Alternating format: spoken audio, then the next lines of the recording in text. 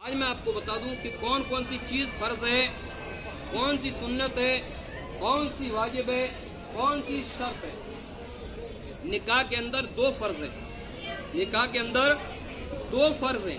حالانکہ آج میرا بیان دوسرا تھا، لیکن انصاف بھائی نے کہا ہے تو میں تھوڑا سا اس پر روشنی ڈالوں گا۔ نکاح کے اندر دو چیزیں فرض ہیں، ایک ایجاب فرض ہے، دوسرا قبول فرض ہے۔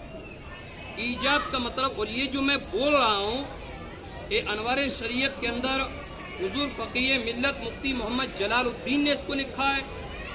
قانون شریعت کے اندر شمس العلماء مفتی شمس الدین احمد جون پوری نے لکھا ہے۔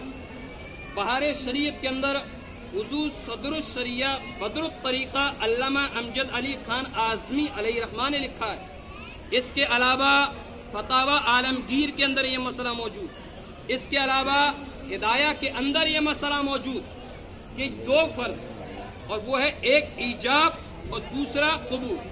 اب اس ایجاب اور قبول کو ہماری عوام تو سن لیتی ہے، عوام سن لیتی ہے کہ بھئی ہاں مولانا نے ایجاب کرا دیا، قاضی خان نے قبول کرا دیا۔ اس ایجاب اور قبول کا مطلب ہماری عوام کو نہیں معلوم ہوتا کہ ایجاب اور قبول کا معاملہ کیا ہے۔ تو اب میں آپ کو بتا رہا ہوں ایجاب اور قبول کا معاملہ کیا ہے، اور میری زبان ہے، یہ میری زبان ہے، لیکن لفظ جو ہے وہ شریعت مطہرہ کے ہیں۔ ایجاب کا مطلب ہوتا ہے اجازت لینا، ایجاب کا مطلب ہوتا ہے اجازت لینا، اور لڑکی سے لی جاتی ہے اجازت، لڑکی سے لی جاتی ہے اجازت۔ تمہاری اجازت ہے، جو شرطیں تمہارے سامنے رکھی جا رہی ہیں، جو شرطیں، یعنی ایک وکیل موجود ہے جو آپ کی جانب سے، اس کے علاوہ دو گواہ بھی موجود ہیں، اس کے علاوہ مہر اتنا رکھا گیا ہے، دولہے کا نام یہ ہے، دولہے کے باپ کا نام یہ ہے، یہ شرطیں تو آپ کو منظور ہیں؟ وہ کہتی ہاں مجھے منظور ہے، تب اس سے اجازت لے کر دولہا کے پاس آتے ہیں، اس کو بولتے ہیں اجازت۔ اب دوسرا فرض ہے قبول کرانا، تو قبول کرایا جاتا ہے یہ لڑکے سے، نہ کہ لڑکی سے، قبول کرایا جائے گا لڑکے سے کہ بھائی یہ تمام چیزیں جو شرط رکھی گئی ہیں لڑکی کی جانب، کیا آپ اسے قبول کرتے ہیں؟ اگر آپ قبول کرتے ہیں تو لڑکی کا دامن تھامے، اگر آپ قبول نہیں کرتے ہیں تو پھر آپ جس پیروں پہ آئے ہو اسی پیروں پہ واپس جائیے، اس کو بولتے ہیں قبول۔ تو لڑکا کرے گا قبول۔ یہ دو چیزیں ہو گئی کیا فرض، ایک ایجاب اور دوسری قبول۔ اب اس کے اندر شرطیں کیا ہیں؟ شرط یہ ہے گواہوں کا حاضر ہونا، دو گواہوں کا حاضر ہونا یہ ہے شرط، اور اس کے بغیر نکاح مکمل ہی نہیں ہے۔ اگر گواہ موجود نہ ہو تو نکاح مکمل نہیں، کیوں؟ یہ شرائط میں سے نکاح کے کہ گواہوں کا حاضر ہونا، دو گواہوں کا یہ شرط۔ اب یہ شرط فرض دیکھ لیا، ایجاب اور قبول اور گواہوں کا ہونا یہ شرط۔ اب تیسری چیز اس کے اندر آتی ہے واجب، کہ نکاح کے اندر کون سی چیز واجب ہے؟ تو نکاح کے اندر جو چیز واجب ہے یہ ہے مہر، یہ ہے مہر، مہر کا ہونا یہ ہے واجب، یعنی اگر مہر نہ ہو تو نکاح مکمل ہی نہ ہو۔ اب یہ مہر ہو گئے، فرض ہو گیا، شرط ہو گئی، واجب ہو گیا۔ اب تین ہیں سنتیں، تین سنتیں نکاح کے اندر، اور تین سنتیں کون سی ہیں؟ ایک خطبہ کا پڑھنا، جو بھی ہم نے پڑھا خطبے کا پڑھنا، اور دوسرے چوہارا تقسیم کرنا، چوہارا تقسیم کرنا، چوہارا بانٹنا، اور تیسری سنت جو ہے وہ ہے ولیمہ کرنا۔ بہت سے لوگ ہمارے یہاں معاملہ یہ ہے کہ لڑکے کی شادی سے پہلے ہی دعوت کر دی جاتی ہے، حالانکہ یہ ولیمہ نہیں ہوتا، وہ دعوت ہوتی ہے، اس پہ کوئی ثواب نہیں ملے گا۔ اب لڑکا یہاں سے نکاح کر کے جائے، اب کل رکھ لے یا پرسوں رکھ لے، اس کو بولتے ہیں ولیمہ، تو یہ بھی ایک سنت ہے۔ یہ چیزیں نکاح کے اندر بہت اہم ہیں۔ بہرحال اب جو چیزیں میں نے آیت کریمہ پڑھی، ان الصلاۃ تنہی عن الفحشاء والمنکر، کہ بے شک نماز تمام برائیوں اور بے حیائیوں سے منع کرتی ہے، روکتی ہے۔ بس 2 منٹ کا بیان ہے پھر ختم کرو، کیونکہ آج ہم نکاح پر بڑا زور دیتے ہیں، اور دینا چاہیے، دنیا کے بے شمار کاموں پر توجہ دینا چاہیے، اور دیتے بھی ہیں، لیکن کبھی کبھار ہم ایسی چیزوں پر توجہ دیتے ہیں جن کی ضرورت ہمیں نہیں ہوتی، لیکن جس کی ضرورت ہمیں ہے ہم اس کی طرف توجہ نہیں دیتے، اور وہ ضرورت ہے ہماری نماز۔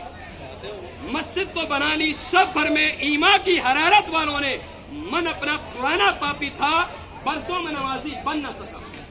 آج ہماری صفیں مسجد کی خالی پڑی ہوتی ہیں، مسجدوں کے لیے لوگ ہزاروں روپیہ دے دیتے ہیں، لیکن مسجد میں آ کے جھانکتے تک نہیں، صفیں خالی ہوتے اور کہتے ہیں بھائی کاروبار کامیابی دیکھنا ہے، کامیابی دیکھنا ہے، کامیابی دیکھنا ہے، لیکن انسان ایک کامیابی ڈھونڈتا ہے، کامیابی، لیکن انسان یہ نہیں جانتا کہ کامیابی کس چیز میں، کامیابی اس چیز میں ہے کہ جب مسجد سے مؤذن مسجد کی میناروں سے جو آواز بلند ہوتی ہے، حی علی الصلاۃ، حی علی الصلاۃ، اے لوگو آؤ نماز کی طرف، اے لوگو آؤ نماز کی طرف، حی علی الفلاح، اے لوگو آؤ کامیابی کی طرف، آؤ کامیابی کی طرف. انسان اس کو سمجھتا نہیں ہے. کیوں نہیں سمجھتا؟ اس کے پاس گیان نہیں ہے. کیوں کہ مؤذن تو کہتا حی علی الفلاح. اب وہ عربی جانتا، عربی زبان سے اگر واقف ہوتا تو وہ سمجھتا کہ حی علی الفلاح کا کیا مطلب ہوتا ہے. حی علی الفلاح، فلاح کا مطلب ہوتا ہے کامیابی، یعنی کامیابی کی طرف آؤ. یعنی انسان اگر تجھے کام کرنا ہے، تجھے کاروبار کرنا ہے، کام بھی کر، کاروبار بھی کر، اور نماز کے سمے نماز بھی ادا کر. قرآن کے اندر اللہ ارشاد فرماتا ہے ان الصلاۃ کانت علی المؤمنین کتابا موقوتا. اے بندو بے شک نماز تم ادا کرو، نماز کے اوقات میں یعنی وقت مقررہ پر تم نماز بھی ادا کرو. تیسری جگہ اللہ ارشاد فرماتا ہے کہ اے بندو یہ رات جو بنائی گئی ہے تمہارے آرام کے لیے، رات تمہارے آرام کے لیے، اور دن جو بنایا گیا ہے یہ تمہارے کام کے لیے. کیا مطلب؟ یعنی بندو تم رات میں آرام بھی کر لو اور دن میں اپنی روزی بھی تلاشنا شروع کر دو، اور جب نماز کا سمے ہو جائے تو ہماری بندگی کرنا بھی شروع کر دو. آج ہم نماز کو بڑی بے دردی سے چھوڑ دیتے ہیں. آپ خود سوچیں کہ اللہ نے ہمیں کیا نہیں دیا. ہر چیز، ہر دولت اللہ نے ہمیں دی. اللہ کے فضل و کرم سے میں ایک قاری بھی ہوں، رب کے فضل سے میں ایک مولوی بھی ہوں، اللہ کے فضل سے میں ایک عالم بھی ہوں، اللہ کے کرم سے میں ایک مولانا بھی ہوں، اور رب کے فضل سے اور آپ کی دعا سے میں ایک مفتی بھی ہوں. وہ چیز ہے. میرا مقصد یہ ہوتا، ابھی تک میری نکاح میں کم سے کم 30 سے زائد بیان ہو چکے نکاح میں، ورنہ 800 سے زائد بیانات میرے یوٹیوب پر پڑے ہوئے کہ میں اپنے بیانات الگ دیتا ہوں. اس کے علاوہ لوگوں کے شہر کے مسائل الگ بیان کرتا ہوں. آج پورے شہر کے اندر جو عید منائی جاتی ہے، روزے رکھے جاتے ہیں، میرے ہی اعلان پر رکھے جاتے ہیں. میں یہ اپنے مدرسے سے اعلان کرتا ہوں، اللہ کی وجہ سے میں مدرسہ بھی چلاتا ہوں. تو ہمارا مین مقصد یہ ہوتا ہے کہ نماز کی تبلیغ بھی کرنا. یعنی اے نہیں کہ جب اللہ نے ہمیں سب عطا کر دیا اور ہم اس کو بھولتے جا رہے ہیں، ہرگز نہیں. اگر ہم رب کے قریب آئیں گے تو یہ سمجھ لیجیے کہ ہر جائز مراد اللہ کی جانب سے پوری ہوگی. اور یہ سمجھیے دعا جو قبول ذریعہ ہے، دعا سب سے زیادہ اگر کوئی دعا بندہ اللہ کے نزدیک ہوتا ہے، قریب ہوتا ہے، وہ سجدے کی حالت میں ہوتا ہے. یعنی اگر بندہ کیسا بھی پریشان ہو، کتنی بھی بڑی پریشانی آ جائے، اگر بندہ نماز میں ہو، وہاں اللہ سے دعا کر لے، اس کی دعا رد نہیں ہوتی، اللہ کی بارگاہ میں قابل قبول ہوتی.